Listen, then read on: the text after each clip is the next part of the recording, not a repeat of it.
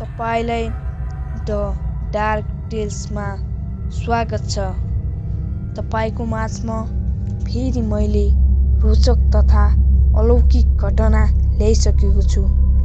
आजको घटना गाउँको बोक्सी रातको आतंक भन्ने विषयमा रहेको छ। द डार्क टेल्सको एपिसोड 2 मा तपाईलाई फेरि पनि स्वागत छ। आजको घटना खतरनाक छ। तपाईले ध्यान दिएर सुनिदिनु होला। अब शीर्षकतर्फ लागौं। गाउँको बोक्सी रातको आतंक। गाउँमा डरको आगमन धेरैभन्दा धेरै बढिरहेको थियो। हिमालको एक सानो गाउँ रातिपानी थियो। यो गाउँको नाम सुन्दा नै शान्ति लाग्थ्यो, तर गाउँमा अनौठो घटनाहरू सुरु भइसकेका थिए।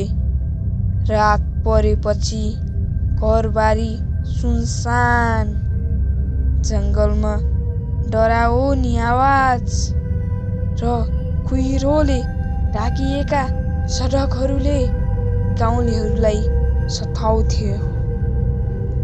गाउँमा सबैको डरको कारण बोक्सी भनिने एक रहस्यमय महिला थियो। के साँच्चै बोक्सी थियो त? त्यो गाउँमा सबै मानिसहरूलाई, गाउँलेहरूलाई डराउने? अब सबै कुराहरू हाम्रो यस भिडियो मार्फत थाहा पाऊँ। लामो बिखरेको कपाल, रातो आँखा र अजीब शक्ति भएको बताइन्थ्यो। गाउँलेहरूले भनिरहेका थिए, जो घर बाहिर जान्छ बोक्सीले उसलाई कहिले फर्कन दिन्न। त्यसबाट त्यो मानिसको शरीर गाउँमा देखिन्न। त्यस मानिसलाई बोक्सीले सधैँभरको लागि लैजान्छ। त्यसपछि मलाई डर लाग्न लाग्यो। मेरो हंसले ठाउँ नै छोड्यो। म भिजेर पसिना भए। मेरो मुटु थरथर काम्न लाग्यो। गाउँलेहरू बिहानदेखि साँझसम्म भएका कारण घरभित्र बस्न बाध्य थिए। केही साहसी जवानहरू बोक्सीको रहस्य पत्ता लगाउन जङ्गलतिर जान्थे, तर त्यहाँबाट धेरैले फर्किएनन्, किनकि बोक्सीले त्यस मानिसहरूलाई उतैबाट लैसकेकी थिए। त्यसकारणले मानिसहरू घरमा फर्किनै सकेनन्। साहसी युवाहरूको योजना के थियो त? गाउँका 3 मित्र राम, सीता र दीपक थिए।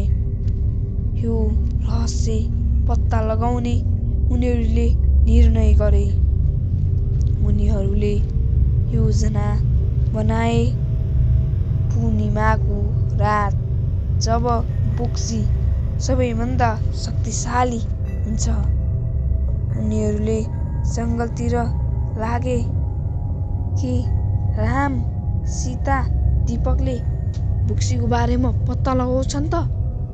अब हामी यस भिडियो मार्फत थाहा पाऊँ। राम साहसी र निर्णयशील थियो। सीता भने बुद्धिमानी तर डरबाट कहिलेकाहीँ विचलित।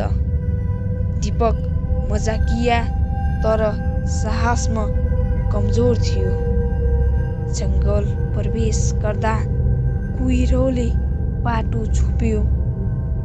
अजीब फुसफुस र मानवीय आवाजको मिश्रणले उनीहरूलाई डर बनायो, तर उनीहरू साहसी केटाहरू थिए। बोक्सीको उपस्थिति अचानक अब उनीहरूको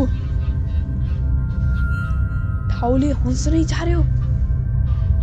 उनीहरूलाई डर लाग्न लाग्यो। उनीहरूको मुटु थरथर काँपिरहेको थियो। अब उनीहरू बाँच्लान् त आफैन घर फर्किलान् त के होला त? उनीहरूलाई धेरैभन्दा धेरै डर लागिरहेको थियो।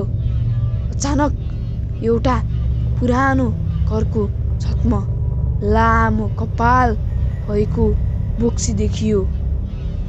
उसको रातो आँखा तीव्र चम्किरहेको थियो। बोक्सीको स्वर सुनियो, तिमीहरूले किन यहाँ आएका हौ?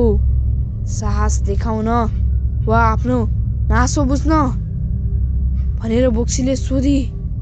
सबै डराएर थरथर काँपिरहेका थिए। सबै पसिनाले भिजिसकेका थिए। सबैलाई डर लाग्न लागिसकेको थियो। के घर फर्किलान् त राम, सीता र दीपक?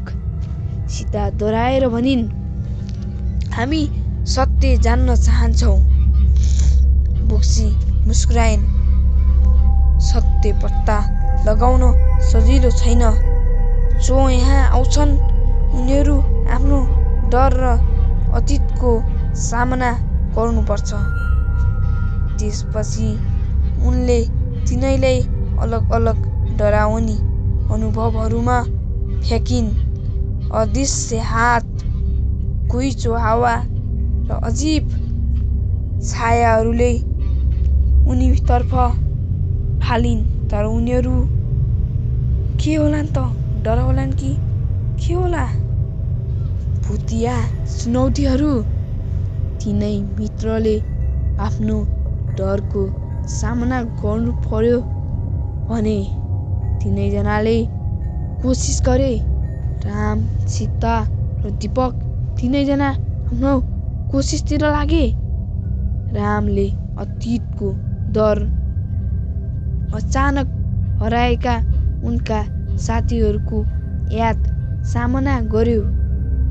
सीताले आफ्ना डरावना सपना र भविष्यका डरलाई पार गर्नु पर्यो। दीपकले डरको मजाक गर्दै साहस देखाउनु पर्यो। तर धेरै पटक डरले उसलाई प्यारालाइज बनायो। बोक्सीले लगातार चुनौती दिइन्। गाउँलेहरूले यो जङ्गल नजिक नजान सल्लाह दिइरहेका थिए। तर तिनै मित्रले आत्मबल देखाए। अब बोक्सीसँगको तिनीहरूको संवाद। रातको अन्त्यतिर बोक्सीले उनीहरूलाई एउटा प्रश्न सोधिन्, के तिमीहरू डराबिना जीवन बाँच्न सक्छौ? रामले जवाब दियो, हामी डरलाई स्वीकार्छौँ, तर हाम्रो इच्छा र साहसले हामीलाई अघि बढाउँछ। सीता र दीपकले पनि आफ्नो हिम्मत देखाए। बोक्सीको स्वर नरम भयो, सत्य त्यहाँ छ जहाँ डर र साहसको सन्तुलन हुन्छ। म तपाईलाई यहाँबाट जाने अनुमति दिन्छु, तर सम्झाउनुहोस्, जो डरलाई छाड्छ ऊ मात्र मुक्त हुन्छ। निष्कर्ष र शान्ति के थियो? बिहानको प्रकाशले जङ्गलको कुहिरो हटायो। तिनै मित्रले सुरक्षित गाउँ फर्के। गाउँलेहरूलाई थाहा भयो कि बोक्सीले डर र साहसको परीक्षा लिएर केवल सत्यलाई प्रकट गर्न चाहन्थिन्।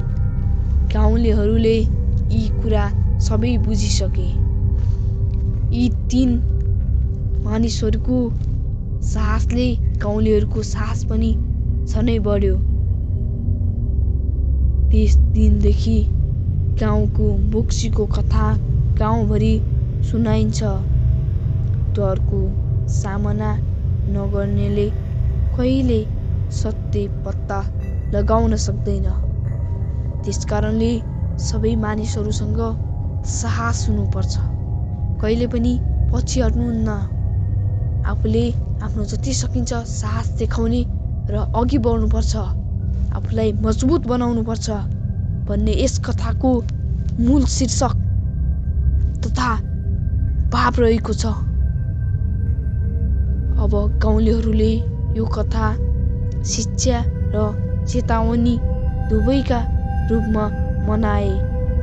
साँचो शक्ति डरको सामना गर्न र सामञ्जस्य स्थापना गर्नमा हुन्छ। साँचो शक्ति भनेको नै मानिसहरूको ठुलो रूप हो। त्यसकारणले आफ्नो शक्तिलाई आफूले बढाउन सक्नुपर्छ भन्ने यस कथामा निष्कर्ष लेखिएको छ। धन्यवाद छ त तपाईँलाई द डार्क टेल्समा जानुभन्दा अगाडि सब्सक्राइब गर्न नबिर्सिनुहोला तथा लाइक कमेन्ट पनि गरिदिनु होला। हस् त, धन्यवाद। गुड नाइट साथीहरू, बाई बाई।